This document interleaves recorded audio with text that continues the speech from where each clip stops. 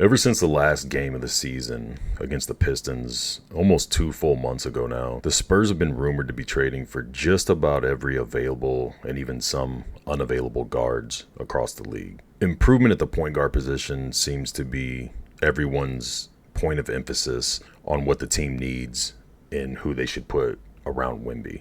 Going all the way back to the trade line, we heard talks of Trae Young since the season ended, and that didn't happen. There was talks of, is DeJounte Murray going to head back to San Antonio? Are the Spurs interested in Darius Garland? And I think they're more rumors, but talks of old-ass CP3 coming to help develop some of the young players and kind of quarterback the offense. Recently, you've heard, are they going to package some things or move back or do whatever else and potentially take a flyer on Bronny to try and even lure LeBron from the Lakers? The one constant that seems to be gaining momentum over the last few weeks, close to a month at this point, is lottery pick Stephon Castle. Now, in my opinion, he's the most obvious pick for a team like the Spurs. Looking at a lot of the prospects, especially lottery prospects, I don't see the true point guard or even a combo guard that is going to come in day one and be the quarterback of an offense style point guard. When you look at Castle and his mixed bag of skills that he already has, especially his intangibles, I don't see a reason why he can't immediately get some valuable minutes and be productive. And along the way, over 1, 2, maybe 3 seasons,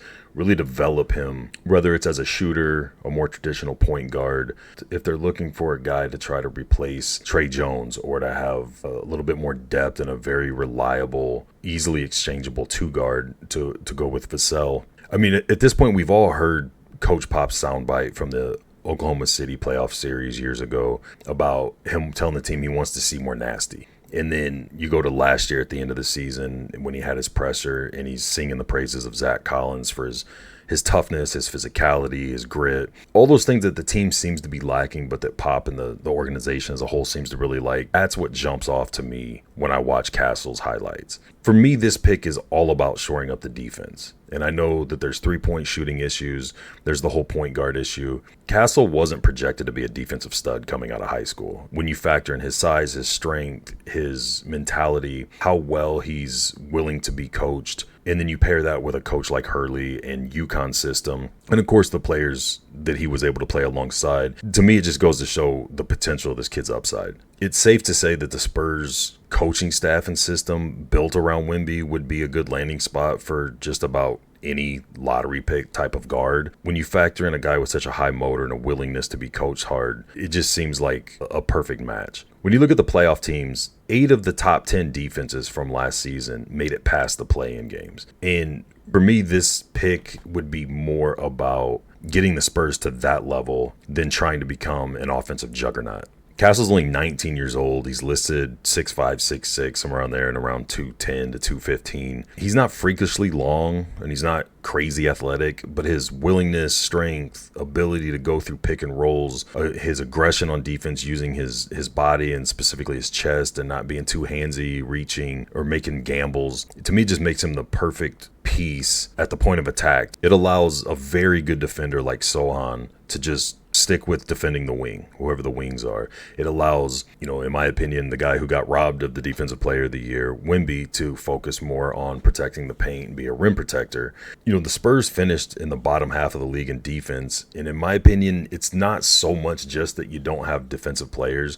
There was a lot lost in rotations, off of screens where guys couldn't recover. People were trying to play help defense and rotating late. I think a guy like that, you basically have very solid defenders at all 3 levels at any given point on the court, drastically changes your overall team defense. Now, the biggest knock on him, especially being a shooting guard, is his 3-point shooting. He shot 27%, I think it was, his 1 year in college. That's never going to be a good stat line for any shooting guard. Looking at him from a potential point guard standpoint, I feel that's really not a huge necessity from day one.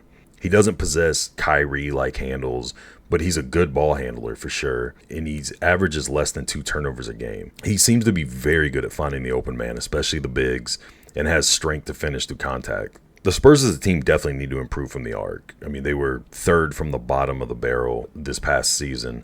A guy that can get to the rim, find open shooters, doesn't turn the ball over, I think that really allows the rest of your shooters and skill players to not have the obligation of rotating who's carrying the ball. They can focus on getting off their screens, getting to their spots, especially if you got a guy like him that can find them. It allows your Devin Vassell's, Malachi Brandon's, Jeremy Sohan, Keldon, Wemby, all decent three-point shooters. If they're not having to create those threes on their own or take everything in a one-on-one as a step back or off of a dribble pull-up, I think you'll see individual three-point percentages starting to go up, and collectively, the team's going to look better from it. As far as his shots concerned, he shot 75% from the free throw line in college. It seemed like a lot of his threes that he missed were very hesitant, like indecisive, didn't seem to have much rhythm. But going back to what you see when he actually takes a squared up jump shot, when you see his free throws, I feel like he has a good foundation to be coached up to be a very serviceable three-point shooter, especially if he can get open looks and kick out. When I look at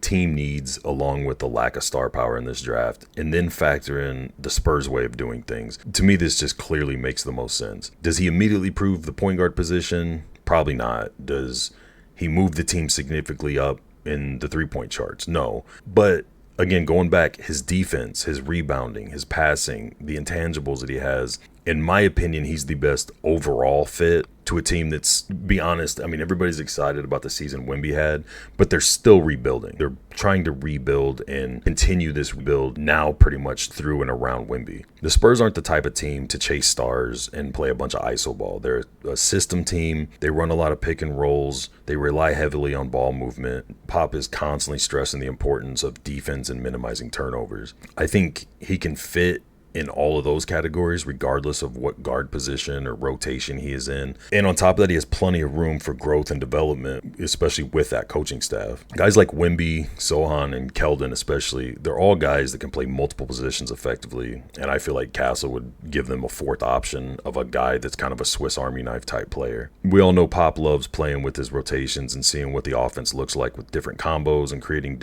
defensive mismatches. I feel early on, he's the best prospect that gives them another option at that. There's obviously more true point guards available. There's better shooters available. There's better, just in general playmakers in this draft. But in my opinion, Castle's the best overall guard and can be the most impactful within the team system.